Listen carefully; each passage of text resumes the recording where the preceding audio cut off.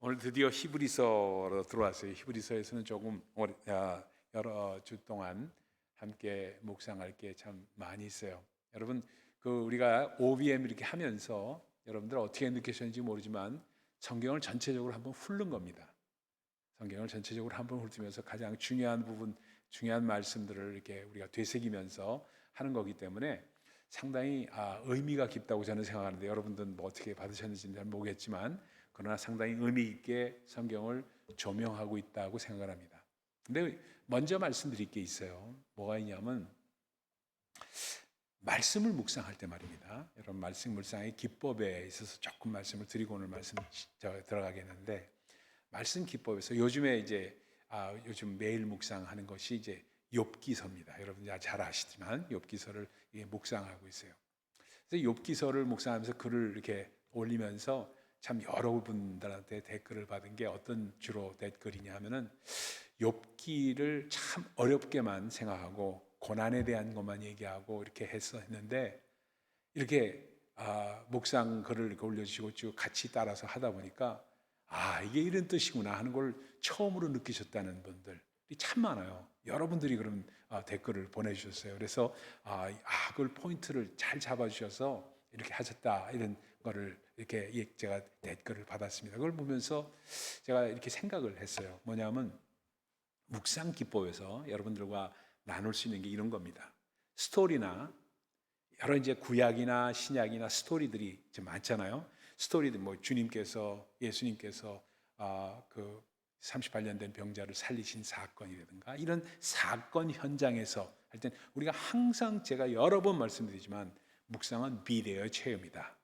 꼭 그 자리에 있는 것 같은 체험이다 하는 말씀을 여러 번 드렸습니다. 특히나 스토리 중심의 이야기. 또 하나는 토론 중심의 이야기. 욥기서가 토론 중심입니다. 굉장히 지루하고 어려워요. 토론이다 보니까 그런 것들에 있어서는 어떻게 하는 것이 아주 중요한 묵상의 핵심이냐, 포인트냐. Read between the line입니다. 행간을 읽는 연습입니다.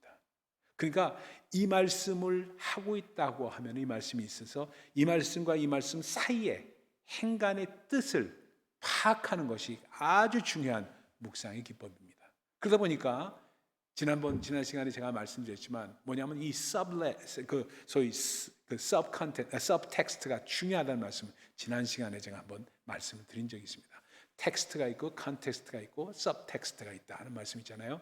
대사를 하더라도 대사의 뜻 가운데 그 밑에 밑바닥에 어떤 뜻이 의미가 있는가는 그 사람의 심성을 파악할 때 가능하다. 예를 한번 들어볼게요. 이렇습니다. 여러분 잘 아시는지 모르겠습니다. 여러분들은 뭐 잘 그런 거 잘 안 보시겠지만 이상한 변호사 우영우라는 드라마가 있습니다. 여러분 보셨는지 모르겠는데 저는 뭐 유튜브에 나오는 거 토막토막을 조금 봤습니다. 그래서 그 이상한 변호사 우영우 그 작품에 나온 박은빈이라는 배우가 있습니다. 박은빈, 그렇죠? 그 자매의 이름. 근데 이 박은빈이라는 자매가 이 이상한 변호사 우영우가 그 자폐증을 앓고 있는 그 자매의 이야기 아니겠어요? 그러다 보니까 그 역을 이렇게 부탁을 했을 때 이 박은빈이라는 자매가 5살부터 이 연기를 했다고 해요. 5살부터 연기를 했는데 그러면서 25년간을 연기를 했으니까 30살 때 30살 때 얘기니까 지금 뭐 몇 년 작년에 이 30살 중에 31살뿐이 안 먹었죠. 그러니까 25년을 연기를 했는데 그걸 역을 맡을 수가 없더래요, 본인이. 그래서 거절을 했답니다. 이게 아주 중요한 포인트예요. 거절했대요. 거절을 하니까 왜 당신 우리가 보기엔 당신이 가장 적합한 사람인데 왜 그냥 이게 200억짜리 작품입니다. 이 그걸 찍는데 200억이 들었대요. 그래서 아주 그 개런티 그 돈도 많이 받는 그런 작품이었다는 얘기입니다. 근데 200억을 드리는 작품이고 중요한 작품이기 때문에 당신이 꼭 해야 됩니다. 그러니까 그걸 도대체 잘 못하겠다고 거절해가지고 1년을 신강일하다가 겨우 맡았답니다. 근데 그 박은빈 자매의 변이 뭐냐면은 혹시라도 자기가 이 장애우에 대한 이야기이기 때문에 자기가 연기를 잘 못하거나 그 마음을 잘 표현을 못해서 장애우들에게 누를 끼치고 그 사람들의 그 심령을 대변하지 못한다면 그것이 얼마나, 돈보다도 그게 얼마나 자기 마음 가운데 부대껴서 1년을 거절했다는 거예요. 그거를 제가 그 얘기를 들으면서 참 뭘 느꼈냐면 이 얘기를 듣겠습니다. 야, 이제 이 배우는 진정성이 있구나. 진정성이 있구나. 바로 진정성입니다. 그러니까 read between the line 하는 것은 그 말을 한 사람의 진정성과 그 대화 간에 나눈 진정성을 파악하는 겁니다. 그때 행간을 읽는 그 역사가 일어나면서 그 마음의 진정성을 깨닫는 것이 묵상의 참 중요한 기법이라는 겁니다. 그러다 보니까 거기에 포인트가 잡혀지고 그 서브 텍스트가 나오게 되면은 그 다음에 주제가 잡히면은 그것이 바로 글로도 이루어지고 이게 나오는 것을 볼 수가 있습니다. 그러다 보니까 아주 중요한 것이 예수님을 만날 때도 그렇습니다. 예수님께서 부활하신 후에 누구에게 자신을 보이셨습니까? 여러분, 우리가 이걸 꼭 기억을 해야 됩니다. 누구에게 자신을 보이셨느냐? 자신을 사랑하는 사람들에게 보였어요. 자신을 사랑하지 않은 사람들에게는 절대 보이지 않으셨습니다.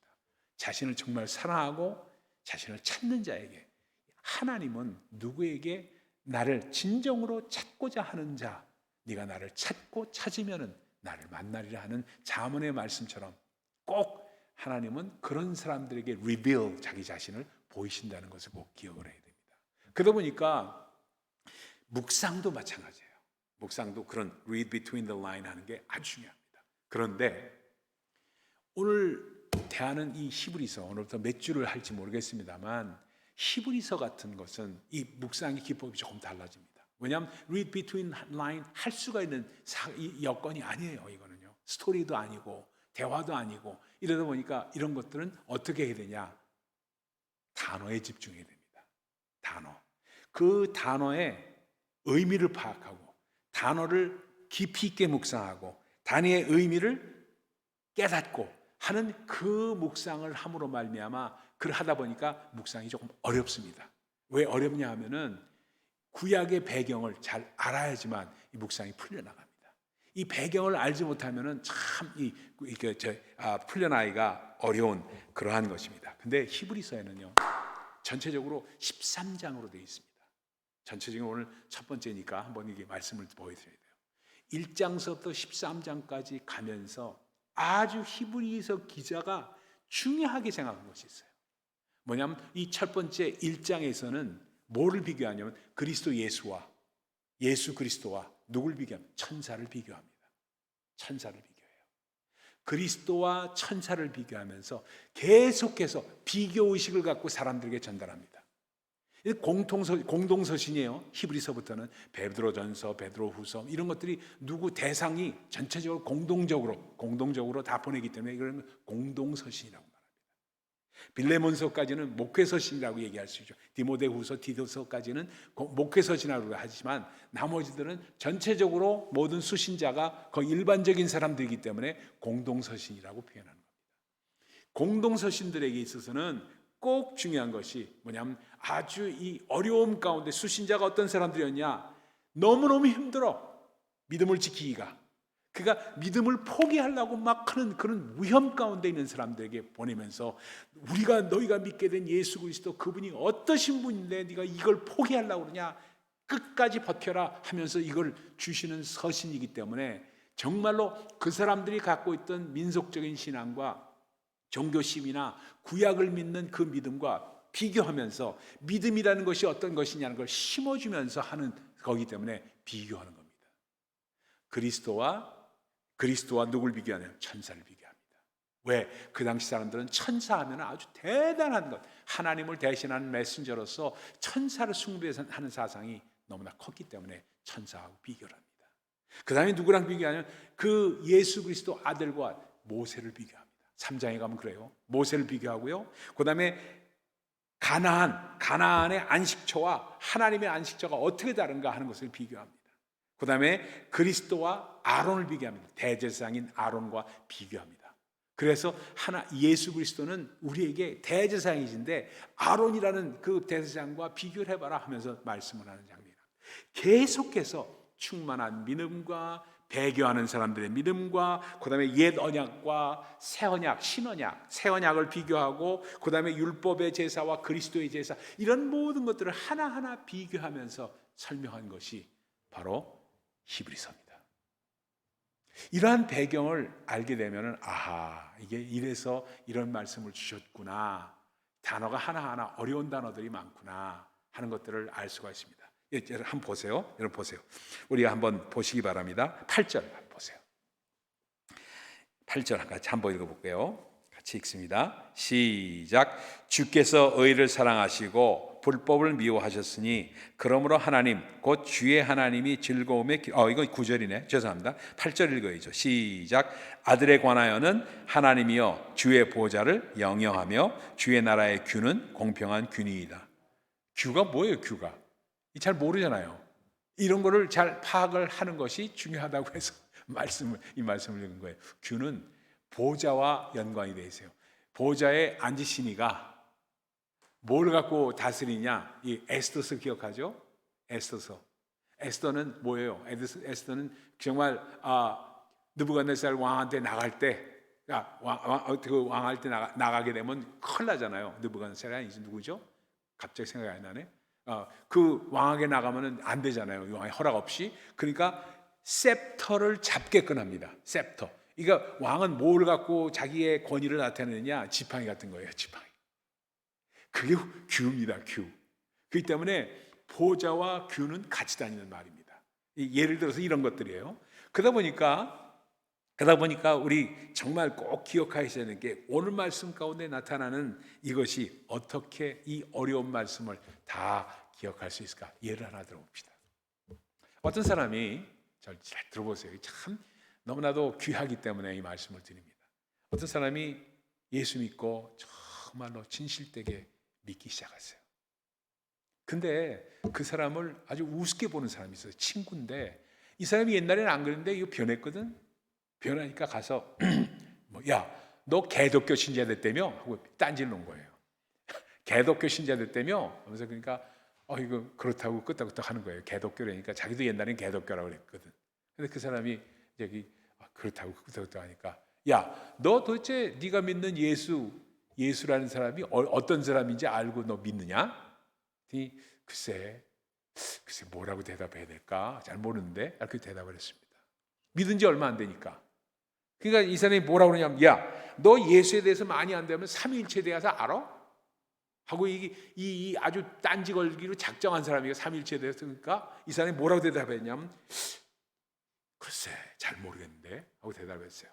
그러니까 너 신약성경에 읽어봤어? 신약성경에 예수가 몇 번 설교했는지 아니?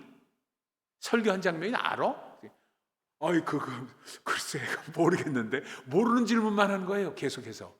그러니까 그 다음에 도대체 예수가 메시아라면은 나 한번 생각해봐라.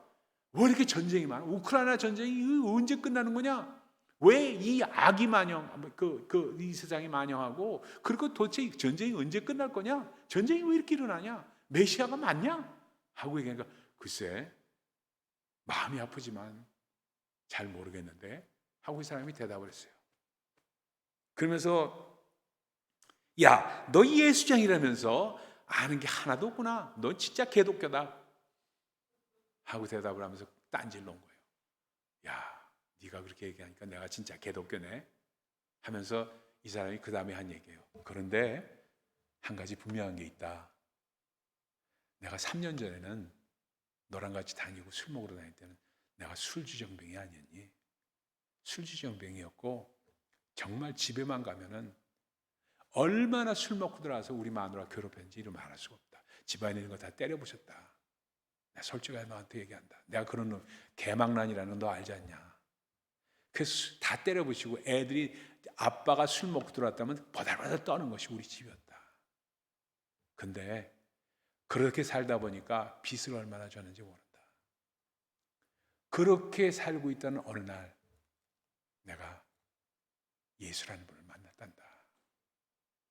예수라는 분을 만나고 나서 내 이렇게 살 수는 없지 않느냐 하는 그 기도 가운데 그 애처럼 가운데 예수를 날 만나셨고 그 다음에 내가 술을 끊게 되고 다음에 내가 차근차근 빚을 갚게 되고, 그렇게 무서워하던 아빠를 걔들이, 우리 와이프하고 얼마나 저녁 때 되면 돌아와서 기뻐하고 아빠한테 달라붙고 참 뽀뽀하고 하는 시 이루 말할 수가 없단다. 가정의 화목이 이렇게 이루어졌단다. 나는 다른 건 다 모르겠는데 나를 변하게 시키고 우리 가정을 화목하게 하신 분, 그분 나는 믿지 않을 수가 없다 하고 얘기를 하니까, 개독교라고 얘기하던 그 사람이 아무 소리도 못하고 진정성 있게 들었다는 이야기입니다. 예수를 믿는 사람들은 바로 이런 사람들입니다. 어찌 보면요, 우리는 다 모를 수밖에 없을지 몰라요. 오늘 히브리서 1장을 묵상하면서 모르는 것들이 너무 많아. 이 말씀을 정말 신앙을 포기할 수밖에 없는 정도로. 그런데 예수님에 대해서, 이 하나님께 대해서, 하나님에 대해서 뭐라고 말해요? 말씀하시는 하나님이라고 얘기합니다. 1절 한번 보세요. 1절 기가 막힙니다. 옛적의 선지자들을 통하여 여러 부분과 여러 모양으로 우리 조상들에게 말씀하신 하나님을 말씀하신 하나님이라고 말합니다. 말씀하시는데 뭘로 옛적에 했냐면 꿈과 이상으로 예언자들, 선지자를 통해서 말했다. 그런데 이제 이 모든 날 마지막에는 예수 그리스도께서 오신 후에는 아들을 통해서 우리에게 말씀하시는 하나님이 됐다. 그러니까 이 말씀을 갖고 여러분 보세요. 로마서 10장 17절에 뭐라고 해요? 믿음은 들음에서 나며, 들음은 뭐의 말씀? 하나님의 말씀이 아니에요. 그리스도의 말씀으로 인함이에요. 그리스도의 말씀으로 인합니다. 그것 때문에 물어본 거예요. 대부분 사람들이 하나님의 말씀으로 된 것이라고 그러는데 그리스도의 말씀이에요. 왜? 또 집어서 얘기합니다.